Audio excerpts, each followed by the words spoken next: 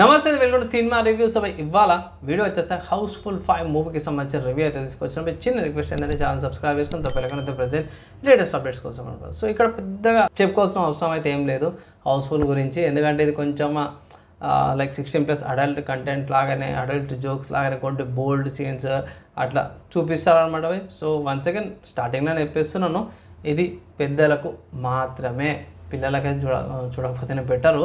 ఎందుకంటే వాళ్ళ వైఫ్ వీళ్ళ వైఫ్ వాళ్ళు అన్నట్టు డైలాగ్స్ ఉంటాయి అండ్ అఫేర్స్ గురించి కూడా చూపిస్తారు. సో మోస్ట్లీ పెద్దలకు మాత్రమే, అది కూడా అడల్ట్ కామెడీ కిందనే కన్సిడర్ చేసుకోండి. అండ్ ఎప్పట్లాగానే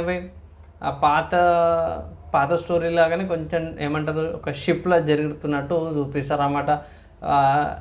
గెస్ట్ రోల్ బాగా అనిపించింది. గెస్ట్ రోల్ ఎండింగ్ నాకు కొంచెం పర్లేదు, డీసెంట్గా అనిపించింది.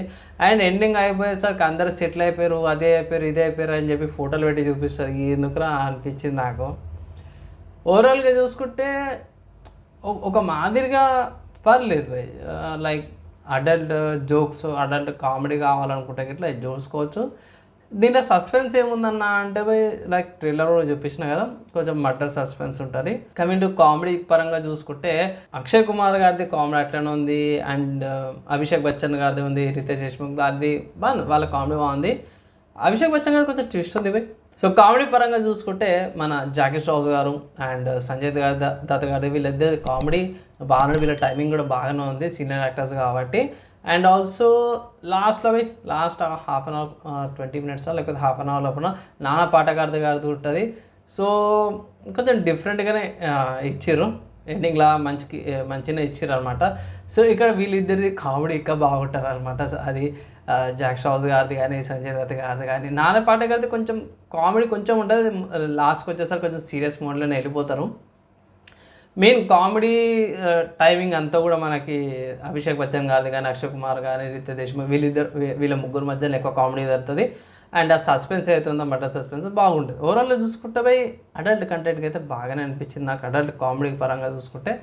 ఫైనల్గా మూవీకి నేను ఇచ్చే రేటింగ్ చూసుకుంటే మాత్రమే 2.25 out of 5 రేటింగ్స్ ఇస్తున్నా. పర్లేదు, వాచబులే, కానీ అడల్ట్స్కి మాత్రమే. నాకు నచ్చని విషయం ఏంటంటే ఇది రొటీన్ అయిపోయింది. అంటే హౌస్ఫుల్ 1, 2, 3 ఇది 5th టైము. సో కొంచెం స్లో డౌన్ అంటే అనిపించింది. ఆబ్వియస్గా చాలా అటెంప్ట్ చేశారు, కొన్నిట్లా ప్రిడిక్టబుల్, ఇంకా లేడీస్ది బోల్డ్ సీన్స్ అది అవసరమే లేదుగా అనిపించింది. అండ్ ఆబ్వియస్గా మన రిటర్నింగ్ క్యారెక్టర్స్తో అది బాగా అనిపించింది. కొంచెం కొత్త కమెడికల్ క్యారెక్టర్స్ ఇంక్లూడ్ చేసి బాగుంది అంటారు అనిపించింది నాకు. సో ఓవరాల్గా చూసుకుంటే మాత్రమే ఇది మూవీకి సంబంధించిన రివ్యూ అనమాట. నా రేటింగ్ నచ్చి మంచి లైక్ అండ్ షేర్ చేయండి. నెక్స్ట్ వీడియోలో కలుసుకుందాం.